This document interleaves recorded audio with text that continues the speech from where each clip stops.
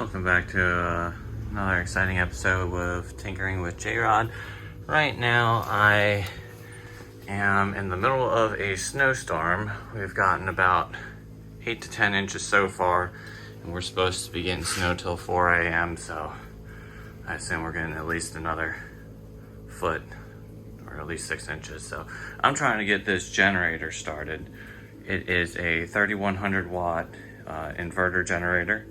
I've never used it, but I've had it for about 5 years. I got it off of Facebook Marketplace. The seller said that he never used it, so I'm filling it up with oil. It says online that you're supposed to use non-synthetic oil for the first 5 hours. The first 5 hours are the break-in period. You're also supposed to run it at 50% or lower for the first 5 hours of the break-in period.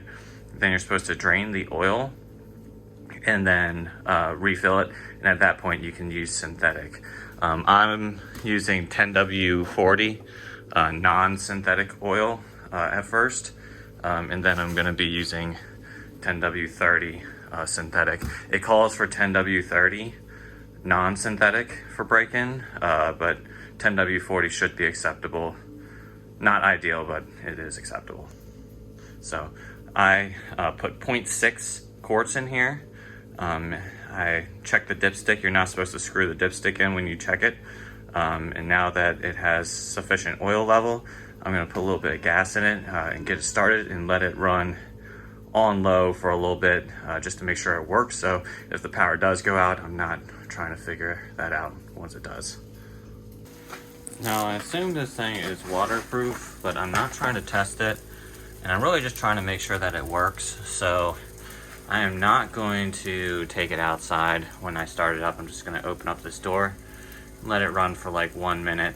I'm also going to open up all these windows. I'm in this little sunroom. I know that's dangerous. You should be at least 5 feet away from the house, but I don't want to destroy it if it's not waterproof. So what I did was I turned this switch to on. I put the choke on. I put this to economy. I don't know if that matters. And I put engine on, and then I'm gonna go ahead and pull start it. So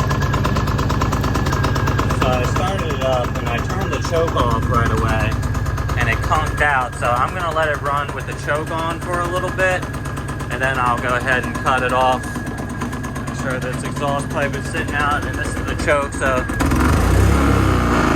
see, it conks out without the choke on. So I'm gonna let it run with the choke on for a little bit, and then put that off. I'll turn the choke off. It's struggling a little bit. It sounds like it's fired up, so I'm gonna let it run for a little bit. Alright, so I looked it up and it is not waterproof, so you're gonna be wanting to put it under something if you're running it outside. I let it run for a couple minutes just to make sure it worked well, and it was running good with the choke turned off. So I turned it off here, and then I turned the gas off here. Hopefully I won't need it, but if I do, I will only run it at half power, and I will change the oil about 4 to 5 hours in, and once I change the oil, I'm gonna switch over to 10W30 synthetic. But hopefully I won't need it. Things aren't looking any better. Hopefully this helps you if you have to do the break-in procedure with this generator.